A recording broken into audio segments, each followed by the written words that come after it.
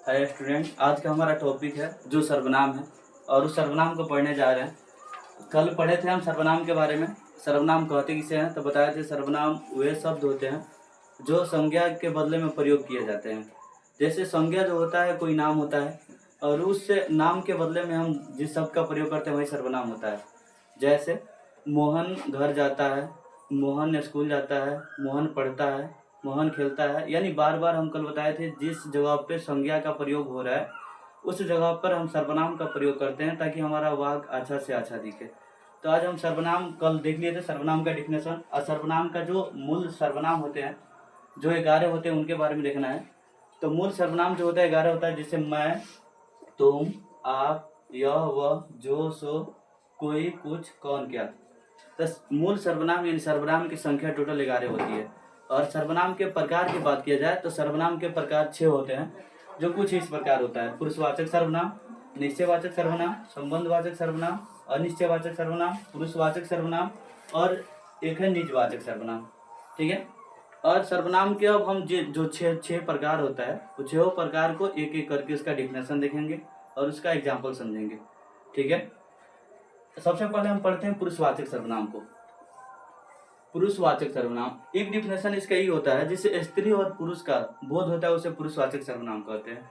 या हम ऐसे भी बोल सकते हैं वे सर्वनाम शब्द बोलने वाला, सुनने वाला या अन्य किसी व्यक्ति के लिए प्रयोग किए जाते हैं, वैसे सर्वनाम को हम पुरुषवाचक सर्वनाम कहते हैं। जैसे मैं बताए थे, मैंने आपको बताया था कि वह पढ़ने में बहुत अच्छा है। यानी यहाँ पे जो एग्जाम्पल लिखा गया है, अभी जो हम डिफिनेशन बोले हैं उस डिफिनेशन में हम बोले हैं देखिए बोलने वाला जो होता है उसको वक्ता कहते हैं, सुनने वाला होता है जिसको श्रोता कहते हैं और अन्य किसी व्यक्ति के बारे में कहा जा रहा है। यानी मैंने आपको बताया था, मैंने हो गया बोलने वाला, आपको हो गया जो सुन रहा है और जिस तीसरे व्यक्ति के बारे में बात हो रहा है वो हो रहा है जो उसको बताया जा रहा है वह पढ़ने में बहुत अच्छा है, उसे हम पुरुषवाचक सर्वनाम कहते हैं। और पुरुषवाचक सर्वनाम के 3 प्रकार होते हैं। पहला प्रकार जो होता है हमारा उत्तम पुरुष, दूसरा होता है मध्यम पुरुष, तीसरा जो होता है उसे कहते हैं अन्य पुरुष। उत्तम पुरुष को हम कहते हैं जो वक्ता जो होता है, वक्ता यानी जो बोलने वाला होता है, बोलने वाला अपने लिए जिस शब्द का प्रयोग करता है उसी को हम उत्तम पुरुष कहते हैं। ठीक है। जैसे में हम, मैंने, मैं, हमने, मेरा, हमको, ये सब जहाँ दिख जाए या जहाँ दिखेगा सब हमारा उत्तम पुरुष का एग्जाम्पल होता है। जैसे एग्जाम्पल में हम बता दें देखिए हम कल पढ़ेंगे, यानी जो हम यहाँ पे प्रयोग कर रहे हैं हम शब्द का उसको अपने लिए कर रहे हैं, यानी वक्ता खुद के लिए कर रहा है, वही उत्तम पुरुष कहलाता है। दूसरा जो है मैं गृह कार्य कर रहा हूँ, यानी मैं अपना घर का जो कार्य कर रहा हूँ खुद कर रहा हूँ, यानी अपने लिए कर रहा हूँ। ठीक है। दूसरा जो बताए थे पुरुषवाचक सर्वनाम का प्रकार जो होता है मध्यम पुरुष। मध्यम पुरुष जो होता है श्रोता यानी कि सुनने वाला जो होता है जो सुनने के लिए जिस शब्द का प्रयोग किया जाता है उसे हम मध्यम पुरुष कहते हैं, यानी सुनने वाला अपने लिए जिसका प्रयोग करता है। जैसे हम यहाँ बात करें तो सुनने वाला में आ जाएगा जैसे आप, आपको, तुम, तुमको, ये सब हमारा मध्यम पुरुष हो जाएगा। जैसे हम इसका एग्जाम्पल भी बता देते हैं, आप कल हमारे घर आइए, यानी हम बोल रहे हैं कि आप कल हमारे घर आइए, जो घर आने वाला है वो मध्यम पुरुष है क्योंकि मेरे बातों को सुन रहा है।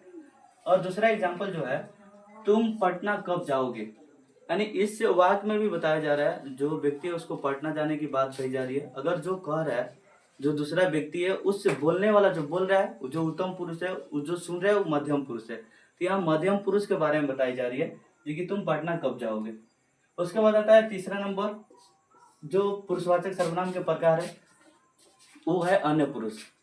अन्य पुरुष यानी कि किसी अन्य के लिए इसका प्रयोग किया जाता है, यानी किसी तीसरे व्यक्ति के लिए जिस शब्द का प्रयोग करते हैं उसी शब्द को हम अन्य पुरुष कहते हैं। जैसे यह हो गया, वह हो गया, ई हो गया, ए हो गया, उनका हो गया, उनकी हो गई, इसके हो गया, इसकी हो गई, ये जितना दिखेगा हमको जहाँ पे वो सब हमारे अन्य पुरुष होते हैं। जैसे वे खेल रहे थे, यानी यहाँ जो बात हो रही है जिस वाक्य में, इस वाक्य में बताया जा रहा है तीसरा जो व्यक्ति है वो खेल रहा था, यानी तीसरा व्यक्ति की बात हो रही है, यानी अन्य किसी व्यक्ति के बारे में बात किया जा रहा है।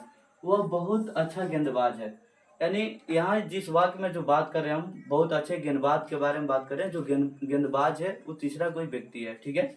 तो इस तरह हमारा पुरुषवाचक सर्वनाम और पुरुषवाचक सर्वनाम के प्रकार सब खत्म हो गए। अगला जो हमारा प्रकार है सर्वनाम का, जो है निश्चयवाचक सर्वनाम। और निश्चयवाचक सर्वनाम जो है वैसे सर्वनाम शब्द होते हैं जिसे किसी विशेष व्यक्ति विशेष वस्तु के निश्चितता की बोध होती है या निश्चय का बोध होता है, उसी को हम निश्चयवाचक सर्वनाम कहते हैं। जैसे निश्चयवाचक सर्वनाम में आ जाएगा हमारा यह मेरी घड़ी है, यानी निश्चय रूप से जो है वो हमारी है, यानी किसी व्यक्ति की या वस्तु की निश्चितता की बोध होती है। जैसे यह मेरी घड़ी है, जो घड़ी है यह मेरी है, यानी निश्चय बताया जा रहा है। वह मेरा मकान है, मकान जो है मेरा है। तो जो यहाँ जिस वाक्य का हम प्रयोग किए हैं, इस वाक्य में निश्चित रूप से बताया जा रहा है जो वस्तु है या जो व्यक्ति है उनकी निश्चित होने की बात कही जा रही है। इसमें यह, वह, ये, वे सब निश्चयवाचक सर्वनाम होते हैं। अगला जो आता है हमारा अनिश्चयवाचक सर्वनाम। नाम से ही पता चल जाएगा, जहाँ निश्चय यानी निश्चितता का बोध होगा, जहाँ पे अनिश्चय यानी कि अनिश्चितता का बोध होगा। तो यानी व्यक्ति और वस्तु की निश्चय की बोध हो गई तो निश्चयवाचक, और जहाँ पे व्यक्ति और वस्तु की अनिश्चितता का बोध हो गई, यानी पता नहीं चले लेकिन निश्चित रूप से है कि नहीं है। अगर निश्चित रूप से है तो निश्चयवाचक, निश्चित रूप से नहीं है तो अनिश्चयवाचक। जैसे कोई हो गया, कुछ हो गया, ये हमारा अनिश्चयवाचक सर्वनाम का उदाहरण होते हैं।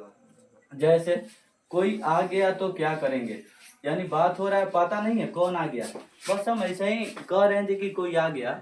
अगर कोई आ गया तो हम करेंगे क्या।